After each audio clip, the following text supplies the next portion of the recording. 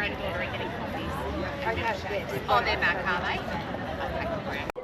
To start us off this morning, we're going to have the Mayor, Tanya Richardson, come and open this event today. So come on up, Tanya. Thank you. Morning. Everyone, yeah, big applause, thank you. I'd just like to say a warm welcome to everyone. Welcome this morning. Thanks for coming down today. There's something really important about people getting together for a really important cause, and every year this amazing event gets bigger and bigger. I'd just like to start with our warm welcome, which is Kaya Kardich Wajak Nungabuja. The City of Swan acknowledges the traditional custodians of this region, the Wajak people of the Noongar Nation, for their continuing connection to the land and waters and community. And I'd like to pay my respects to elders past, present and their descendants, and those that are emerging as well.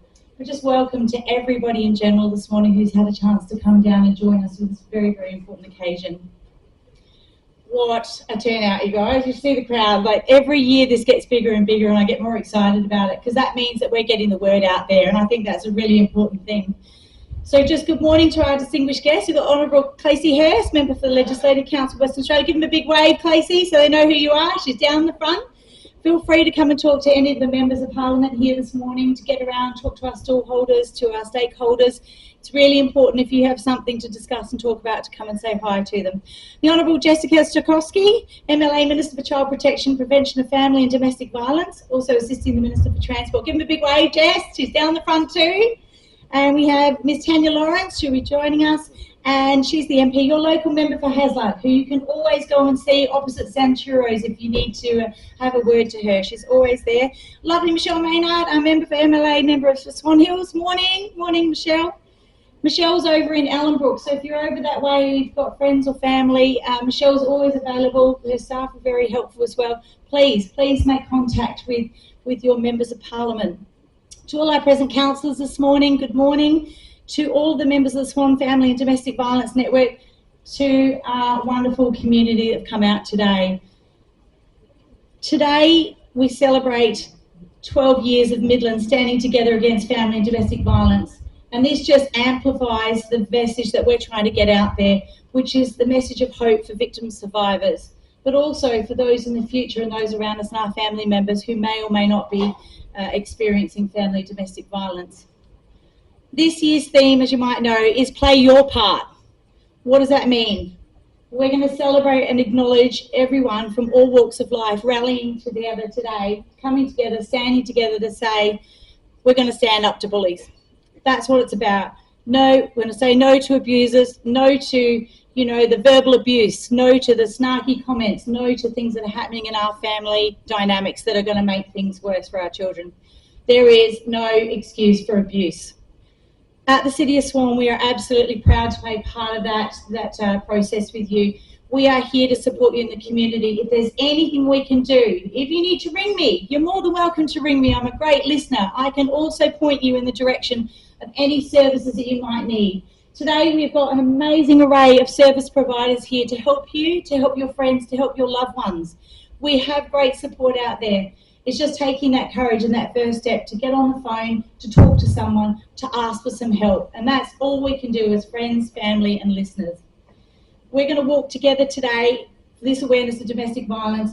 We're going to create this network around us, and we're going to continue to grow this event so that we can be there for anyone in the community to make it easier to just slide into getting some help.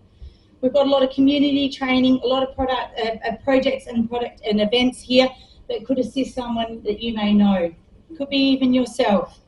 So I'd just like to thank the Swan Family and Domestic Violence Network for your tireless support for the residents of the City of Swan, but also the broader community, because it's you who knows what's going on, and you know your family members, you know your friends, and we've got to try and break down that wall and make it that it's not embarrassing, it's not shameful, it's asking for help. So not only do your individual services offer this innovative way and vital assistance for our community, but you also find time in your busy day as well to come here to help during the year to organise these amazing events that are going to raise that awareness for us. And that is all about today. Other groups that are also playing an amazing part are the businesses, our government departments, our agencies here, resource and the donations that we get to support this event, and we want to see that coming in, and we are truly grateful for their support. So I just want to say that events like today absolutely shine a light on the issue, and that key message is providing a safe space for survivors to seek help. It also demonstrates how resilient our community is, and we just continue to grow our environment and grow those community supports. We want to make sure that breaking the cycle of abuse is easier and easier on everyone here.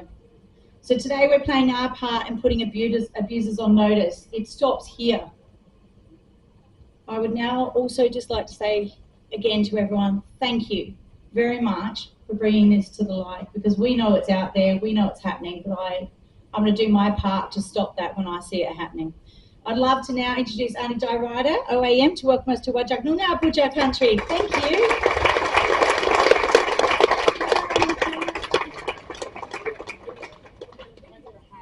Oh, no, she's got this. Not as tall as you are either, so I need to calm down.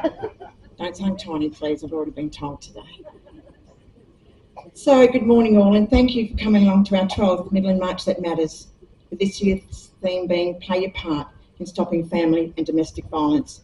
Kaya Nunakot Wanju, Wanju Nicha Noongar Boodja, Whadjuk Noongar Boodja. Hello everyone, welcome to Noongar Country, Whadjuk Noongar Country. Today we are meeting on Noongar land of the Whadjuk people who are the traditional custodians of this area. I pay my respects to elders past and present, and I respectfully acknowledge our elders here today. I also acknowledge our young people who will take our Noongar culture into the future. I'm a Whadjuk and Yuit Noongar elder. My family are also the Yamatji people from the Midwest, the Nadu people from Norseman Balladonia areas, and the Bipperman Nation from Israelite Bay. I always find this a really hard welcome to country to do, as domestic violence remains a real problem within our community, no matter where we come from, our culture, our age, our financial position. It can affect us directly or indirectly. Domestic violence against women and children is still happening in 2025. It could be someone's, or it could be our mum, our daughter, our nan, our sister, our granddaughter, our auntie, our cousin, our close friend, and our work colleague. I speak from personal experience of a tragic death of my auntie many years ago, and the effect that it had on her children, my cousins, with two of her daughters also becoming victims of domestic violence.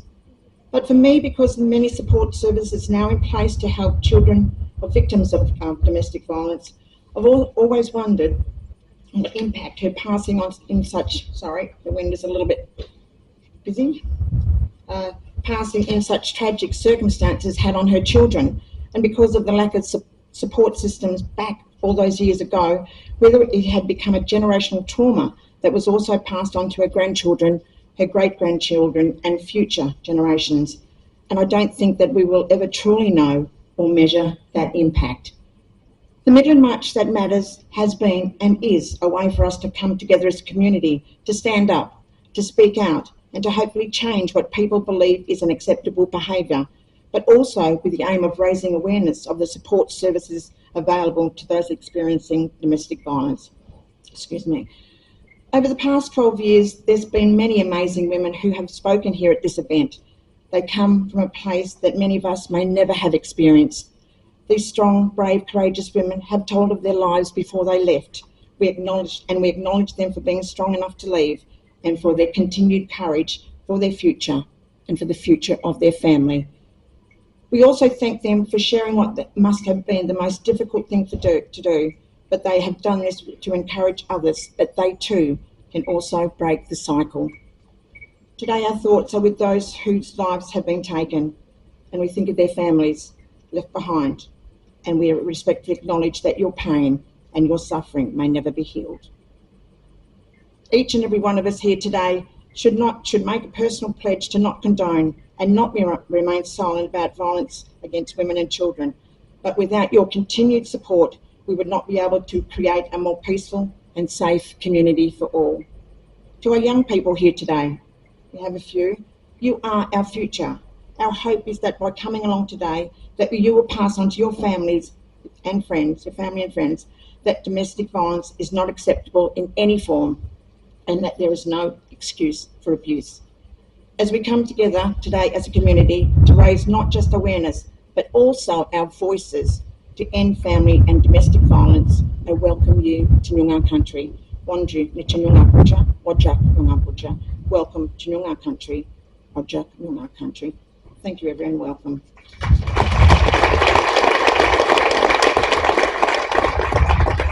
Thank you, Auntie Di. If you haven't had the pleasure of meeting Di, go and say hello. She's such a generous, warm, kind person who advocates tirelessly for things in our community. She's got, for instance, her Aboriginal Christmas party on the 19th of December. You know, all of that happens because, and it's like this event, is people coming together to do the right thing for our community and everyone doing a little bit. Di pulls it all together. Di celebrated her 70th birthday last year, and I want to be just like you when I grow up, Auntie Di. I just want to also acknowledge that we're meeting on Wajak Noongar Budja and pay my respects to elders past and present. I'm a relatively new Wajula to Midland, and I've been really blessed of having lots of different conversations and creating lots of relationships within this community, and I'm looking forward to those growing. Thanks for being here today. My name's Angie Perkins. I'm going to read from notes. Any of you that know me know that I can talk a lot, so I'm sticking to my notes so we stay on time. I'm the chair of the Swan FDV network and also the proud CEO of Midless. I've been in both roles for about a year, and I love working in this community. It's diverse, it's strong, it's resilient, and we just get shit done. I really love that. I'm very grateful to have been given this honour, slightly terrified. Christy Darnborough is to my left. She was the chair for a very long time. She's also a very good friend of mine, so stepping in the shoes of somebody who you admire and love is a little bit daunting, but she's my #1 supporter, and I'm grateful for that. This event has been happening since 2013, and it started just small at the shopping centre, grassroots. It was before 16 days and activism was even a thing within WA, because it's going to be 10 years next year. This collaborative networks, we work together to create and identify advocacy priorities for this community. We look at warm referral pathways. How can we break down the barriers? What do partnerships look like? We raise awareness and we deliver events across the city of Swan. This Midland March That Matters is only possible because of our amazing crew. Anyone who's wearing one of these t-shirts, give them a bit of a high five when you go past them. Hayley, who works for Midless, has designed these for us this year, and everyone who's wearing these shirts has played a part in today. We have another special person who's over there in the Swan FDV tent, who's just having a little bit of a yarn with Rosie next to Rosie, is Caitlin.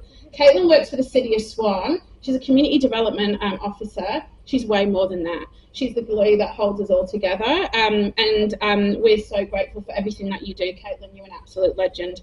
Round of applause. Well done, Caitlin.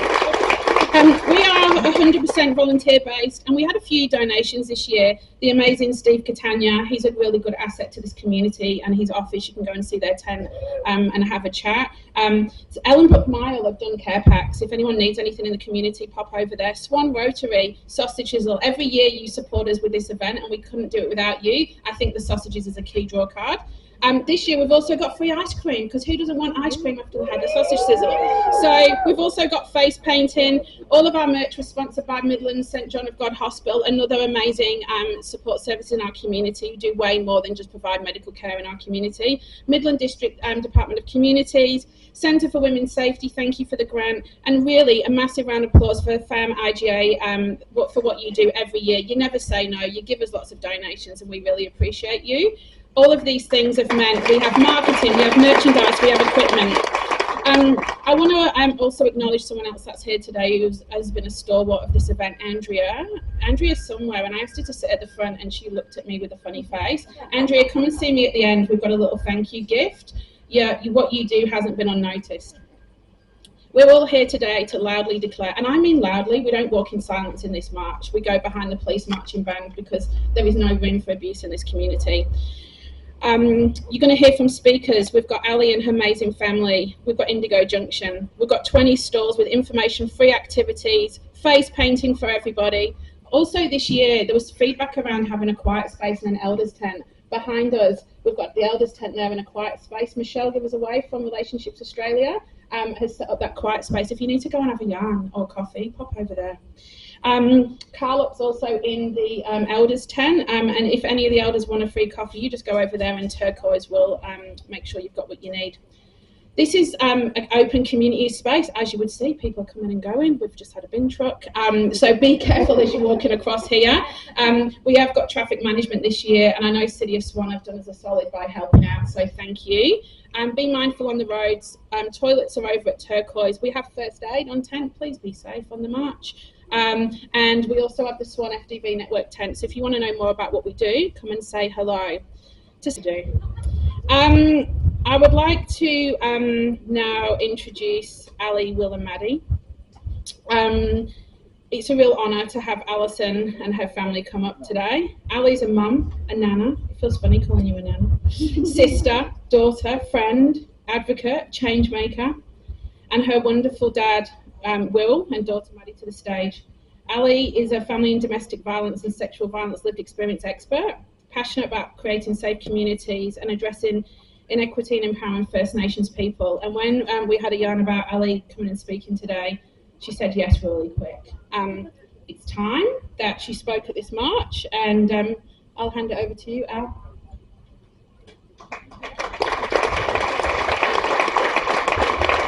Thank you, Angie. So 3 generations of our family are going to speak today. We're going to start with my dad, I'll go next, and we're going to finish with my daughter, Maddie.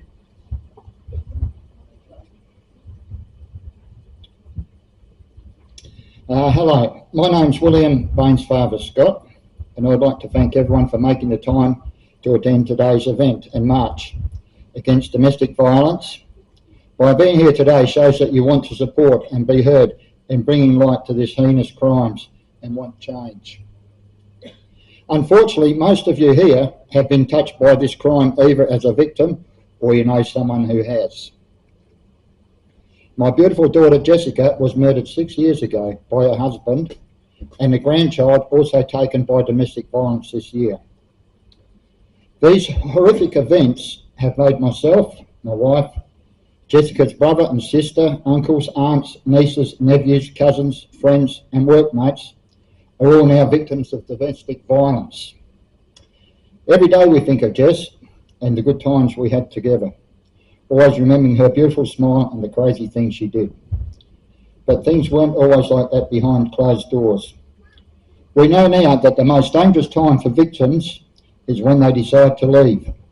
And this is where there must be more resources made for victims to go safely and to know that one of the worst things to do is to tell the perpetrator that they are leaving, as this puts their life and the life of their children in immediate danger.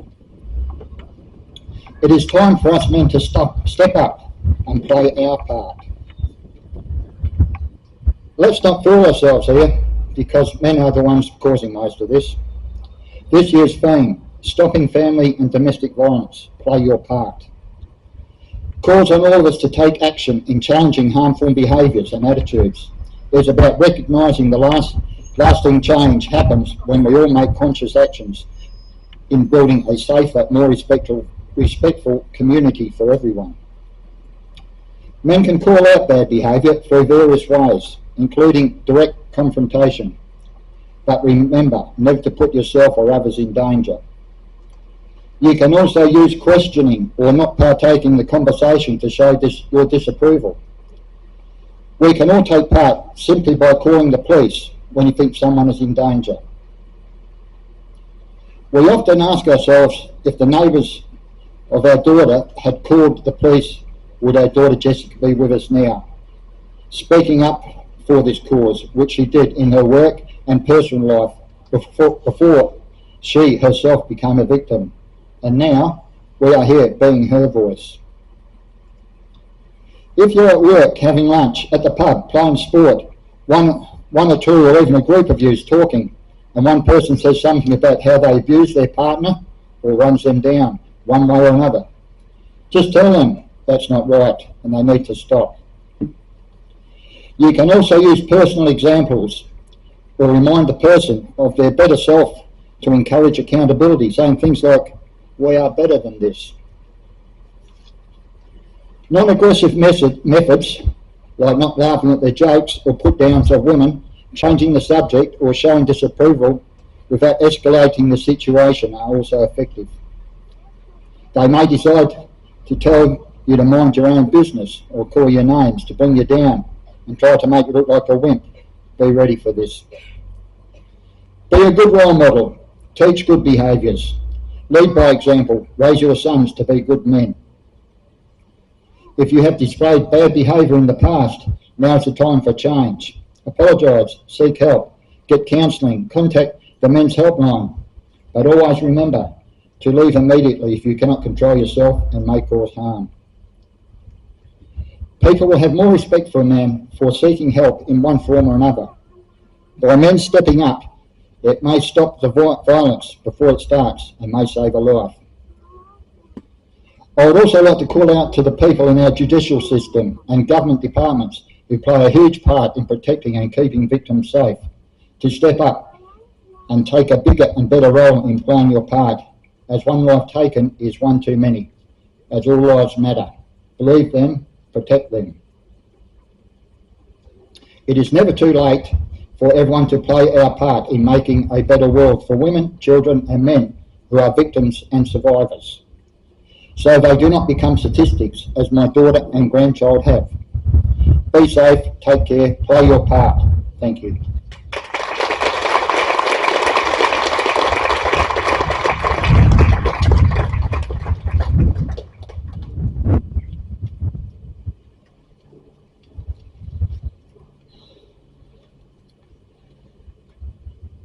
Thanks, Dad, and thanks, Annie Dyer, for your beautiful welcome to country, and for incredible work you do in our community. You're a powerful leader who I deeply respect. I also want to acknowledge that we are on Whadjuk land and pay my respects to elders past, present, and that sovereignty was never ceded.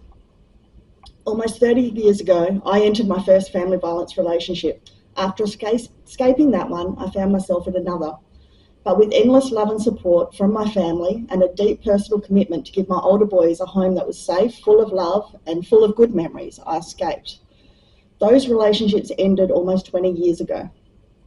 But sadly, that is not where my experience of family violence ends, and it's not where my family's began or ended. My family has had 2 lives violently taken from us.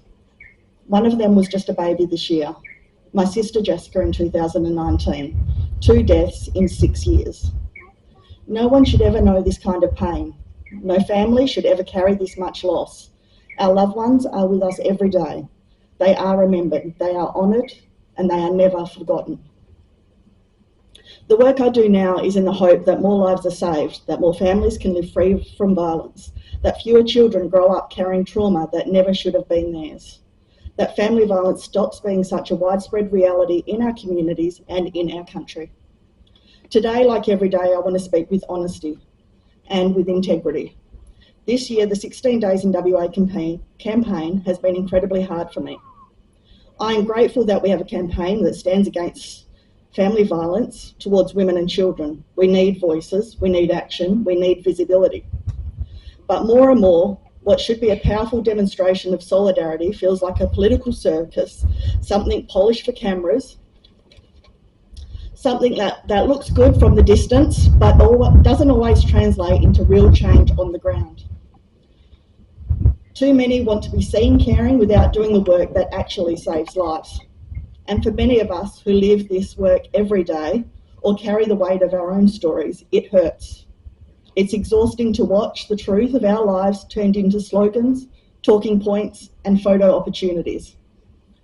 Trauma after trauma story, generously and bravely shared in the hope people will care and change their behaviour. Thank you to the Swan Family and Domestic Violence Network for showing up in this work every day, not just during the 16 days. Thank you for creating a community event that welcomes everyone, an event that truly understands the heart of this campaign. This gathering means more to my family than you know. Didn't think I'd get upset at that bit.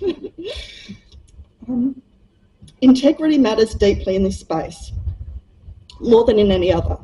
If we have any real hope of making progress, of stopping this issue from continuing on an upward trajectory, then we need raw, honest, challenging conversations. Government needs to share power with community and work in genuine partnership. We cannot afford to exclude voices just because they say things that you don't want to hear or because they hold you to account. But exclusion is happening. I experience it regularly and I see it around me. It's much easier to work with people who don't speak up, question your decisions, or correct your behaviour. It comes at a cost and we all pay it. The conversations I have with the federal government as the inaugural co-chair of the National Lived Experience Advisory Council for the Domestic, Family and Sexual Violence Commission and as independent member of the Closing the Gap Target 13 Sector Strengthening Working Group are significantly different to my ability to speak and influence here in WA. And we need to be real about this. WA has some of the worst outcomes in the entire country. That is not an accident. It is a result of decisions, systems, and approaches that are not working. Until people in positions of power recognise this, we are not going to see the significant improvements that families, children and communities desperately need. Integrity from our service sector, as well as from community members who hold positions of responsibility and influence, is absolutely critical also. In recent years, since the WA Family Domestic Violence Crisis Talk that I co-led with Dr. Alison Evans in September 23 and the national crisis declared by the Prime Minister in April 24, there has been an injection of money into this space. Services that have never received family violence funding before are now receiving it. That is not a bad thing. I fully support a broader range of services being resourced to do this work. But let's be honest, it should only be seen as new funding stream if you are truly committed to this area and if you are willing to do everything necessary to provide services that people experiencing violence can trust. These services must show through their actions, not just their words, that they truly stand against family violence. Violence against women, children and men. And that means the way you staff your services matters. What may have been acceptable in the past is no longer acceptable today. We are demanding higher standards because violence is no longer something hidden in the shadows. It is no longer taboo. People are speaking, communities are speaking, and survivors are refusing to be silent. Your board, your advisory groups, your consultants, every person you bring into your organisation must be people who are respected, honourable, and known for acting with integrity. Not only in their professional roles, but also in their personal lives. Not only because integrity doesn't stop at the office door. It is who you are all the time. People experiencing violence are telling me repeatedly that they cannot access certain services in our state because those services employ or have a close relationship to people who are causing harm in our communities. They may not have criminal records, but it is common knowledge that some people involved in these workplaces they use violence themselves or stand by silently while it happens, even when they could intervene. Receiving money to work in this area is not a right. It should only go to those who are genuinely able and willing to provide a safe, trustworthy environment and the highest standards of service to the people in our community who are most at risk. Lastly, I want to speak directly to every person here today who has experienced violence from someone who should have cared for them, someone they should have been safe with. Hand on heart, I want you to know this. I stand here today for my children, parents, family and community. For the family members that we've lost, for every person who didn't make it out, for every person who is still living a nightmare, and for those that continue to live with the trauma long after the violence has stopped. Every story someone has bravely shared with me, every story I have read, watched or heard comes with me into every meeting, every event, every consultation I'm part of. I carry you with me and I always speak up. It is a huge honour to hold the positions I hold and to work on the projects I work on in this space. I am passionate and fierce and I say the things the things that people experiencing violence need me to say. I say what others can't or won't. Titles do not impress me. How you treat me does. Treat people does. That is what really matters. I'm not intimidated by men or women who have money or power. I will always speak up for every person experiencing violence and for those whose lives have been violently taken. Your voices are the most important voices to me. And every opportunity I'm given, every room or event I walk into, I will push for long-lasting, meaningful change that reaches every person who needs it. You are not forgotten, you matter, and I will keep speaking up for you loudly, consistently and unapologetically for as long as I have a platform and a voice. Thank you.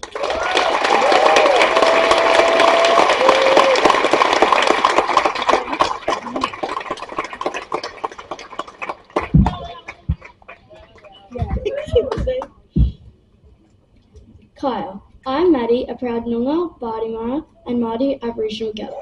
Today I'm here because I care about families and kids getting help that they need. There's no doubt that every child wants a community and a home where they can laugh, play and feel loved. We need adults to look out for us, no matter where we are or what we're doing. You should always be there for your little ones. It's important to notice our behaviour. Sometimes we act out or get too quiet because there's something wrong. Please pay attention. When we decide to share our feelings with you, don't get mad at us for how we feel. To any kids listening today that is going through hard times, please ask for help. If that person doesn't give it to you straight away, don't stop asking, because someone will eventually listen to you. Adults, you need to act fast and stand up against bad things. If someone is hurting a family or a kid, we need to stand up and check if we're safe. We need you to show us how to treat people with respect, to model kindness, patience and fairness. When you show us respect in the way you act, we will eventually learn how to do the same. We all have the power to make the world a better place, even if you're big or small. Thank you.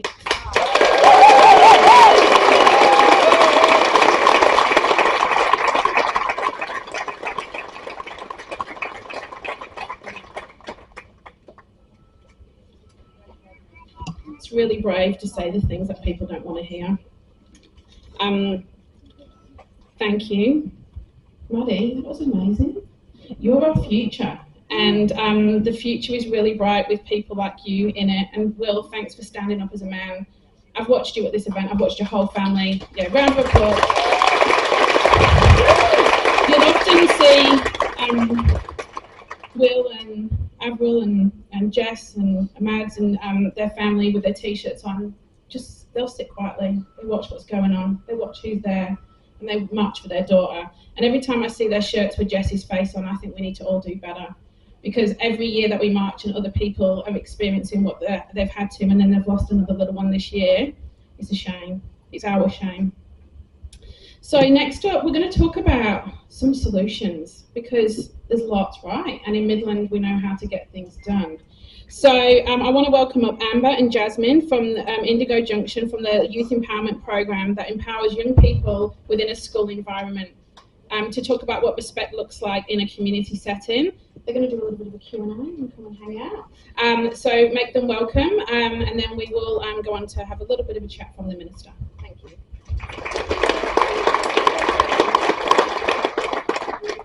Thanks so much. Miss Maddie, we are listening to you, and I'm so proud to sit there and to hear your beautiful, brave words next to your gorgeous mum and your nan and pop as well. So thank you. Listening to children, it is the most important thing that we have to do. As a little person myself, my very first Christmas was spent with a story about how my dad came in and urinated all over the Christmas presents and threw them out. As children, we hold the stories, we hold those memories, and if we do not have people around us to teach us and to talk to us about what is right and what is wrong and what is acceptable, we believe that that is the way things are, and they're not. So we've done some work around really listening to children, and particularly young people in schools, and working with them to develop a program to talk very openly and honestly about what good relationships look like, what should they look like, how to make their voices be heard, and to be respected. So I'm going to invite Jasmine, who's been working in the schools this year in this community, to talk to us a little bit about what those beautiful young people have learned and what they've shared with her.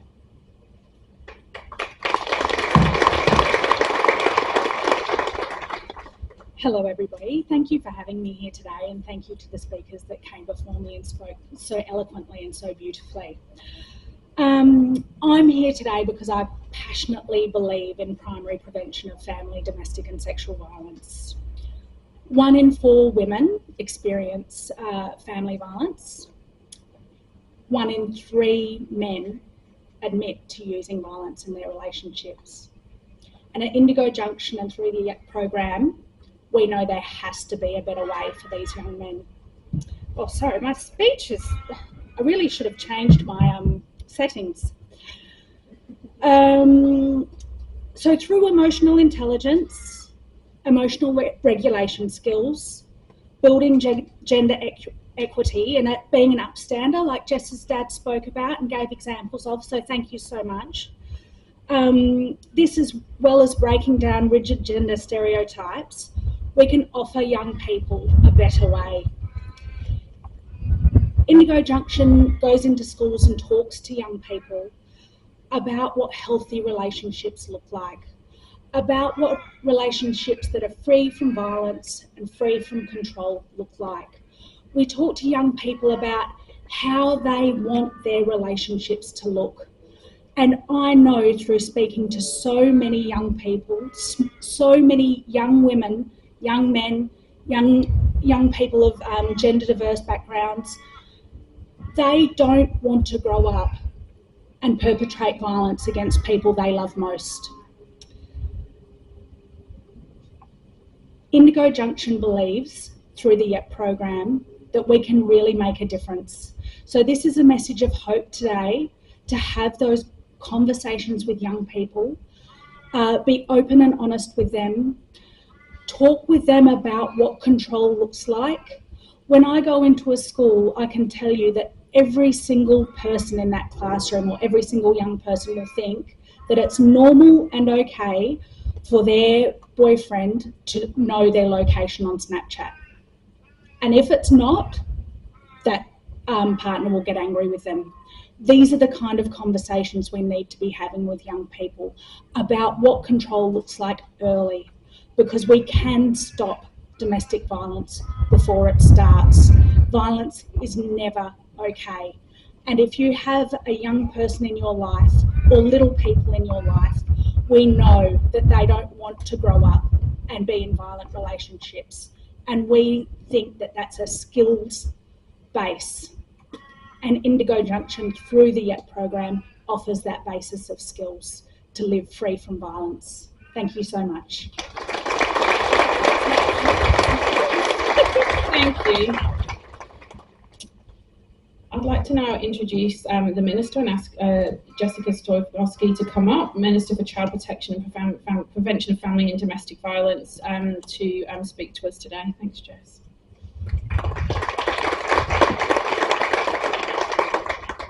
Good morning, everyone, and thank you to Angie for the introduction. I'm really honoured to be with you here today, and I'd like to start by also acknowledging the traditional owners of the land that we meet on today, the Whadjuk people of the Noongar Nation, and pay my respects to elders past and present.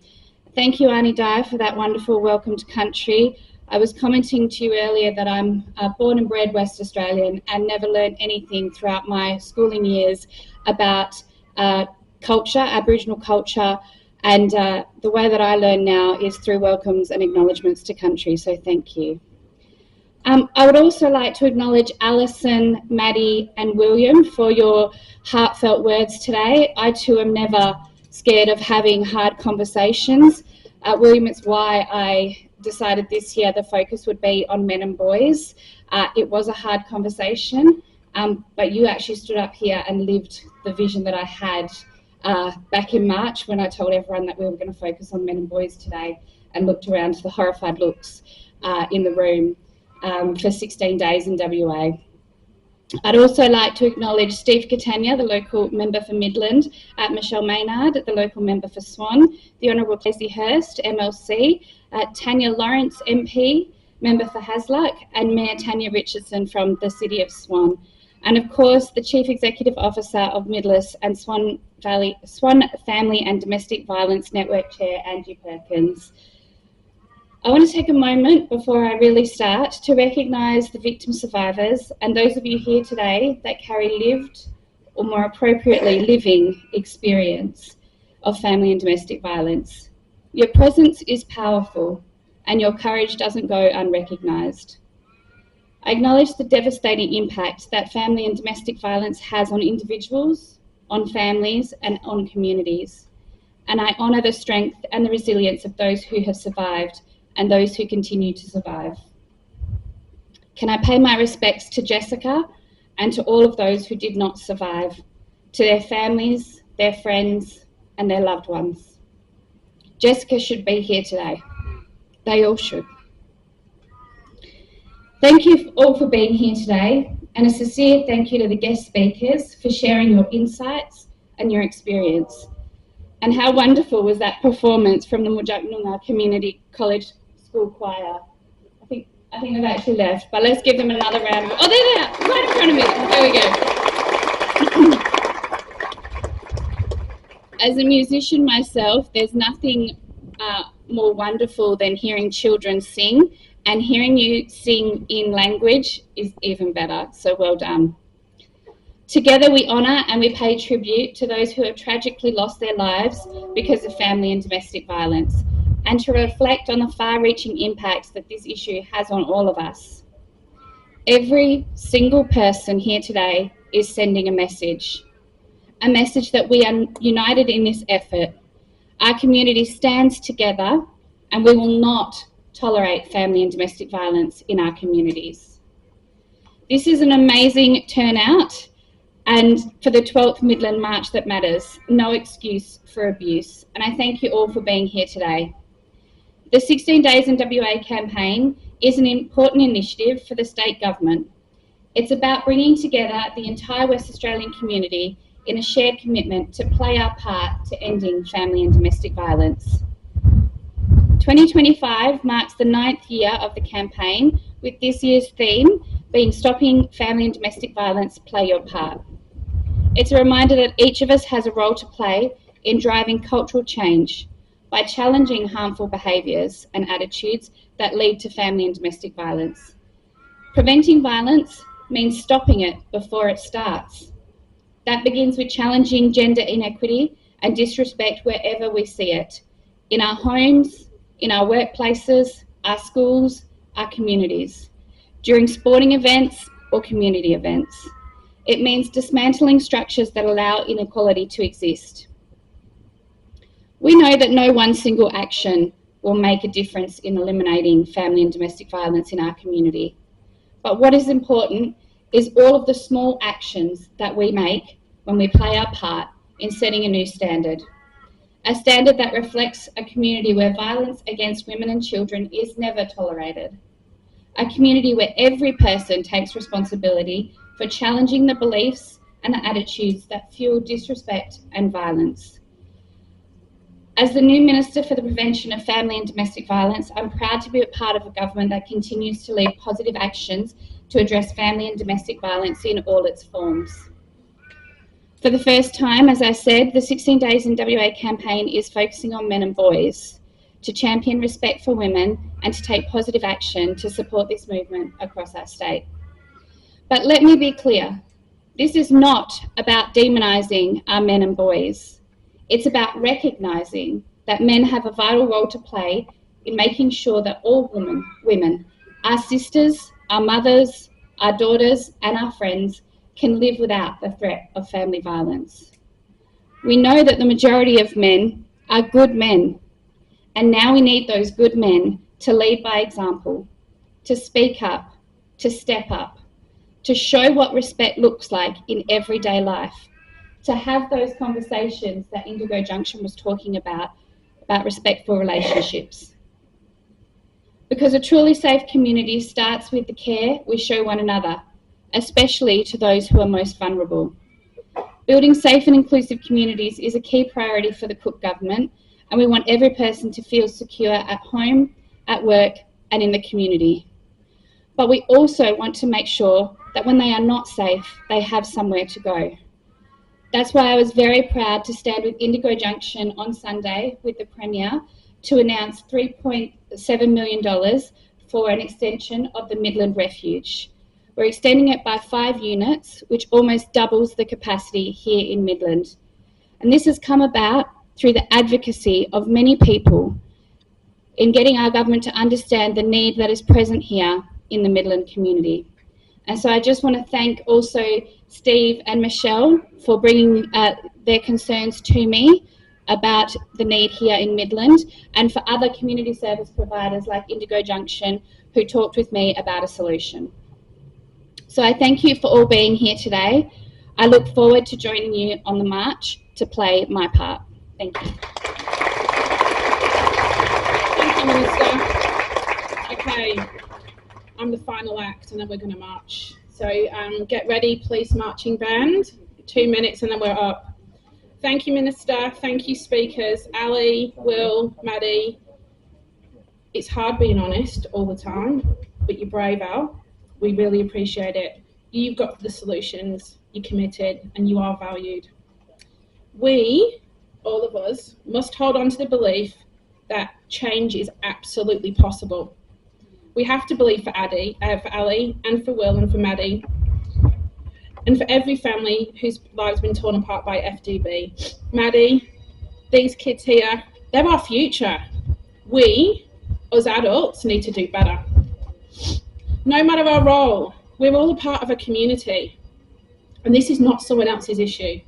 This is our issue. It belongs to all of us, and we must act now and think differently. Because what we've been doing isn't working in its entirety. So every single day, we need to march forward with courage, conviction and consistency. It's not just doing this stuff on 16 days, it's every day. Because we can end FDV, it's preventable, right? But it's devastating our country. We must place the confidence in our dedicated advocates and skilled leaders. Many of them are here today, many of them are my friends. You know what you need to do. You need the support to do it. We're ready to guide and work with communities to make lasting, sustainable change. Every one of us has the power to end family and domestic violence, because there will and never will be any excuse for abuse. So I invite you all here to march as one. Bit of AC/DC I can hear. So I'm going on Monday night, so I won't be doing a lot on Tuesday. You've shown up today, now we want to hear it. We, the advocates, the leaders, the loved ones, the victim survivors, have been marching for decades. I can see some of the people from the Women's Centre for Safety and Wellbeing, 35 years of marching. We cannot stop marching until this issue ends. And this is a part of a chapter of our country's history, not its present. I want you to grab a sign, I want you to follow the marching band and walk with us for change. And when the march ends, stay. It's not about just walking and getting the picture and say, oh, I went to that great march in Midland. Who did you talk to? What connections did you make? Did you get the free sausage sizzle and the ice cream and the face paint? Have you had a conversation? Did you build some connections? Did you create new memories? Like Maddie says, there is hope. We'll be here till 1 o'clock. Your presence matters. Your voice matters. Your commitment.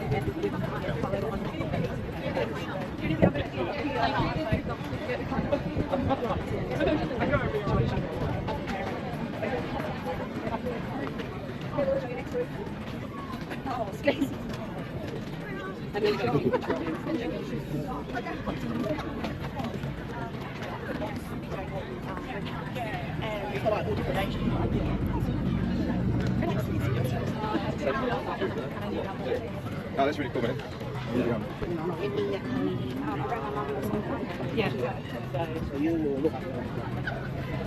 Yeah.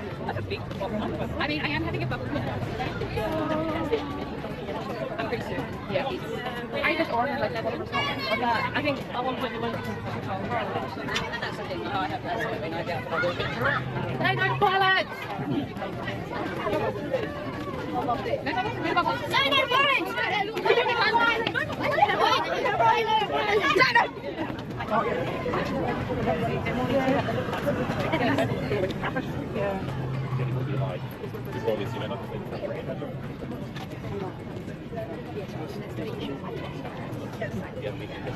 Capacity building group provide all time I resign in that role.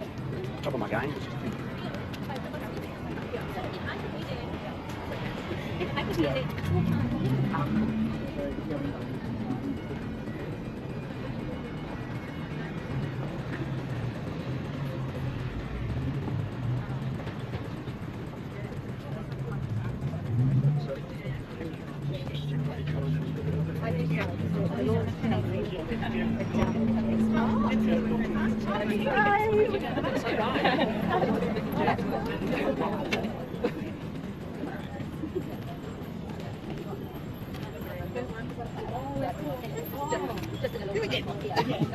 Running together.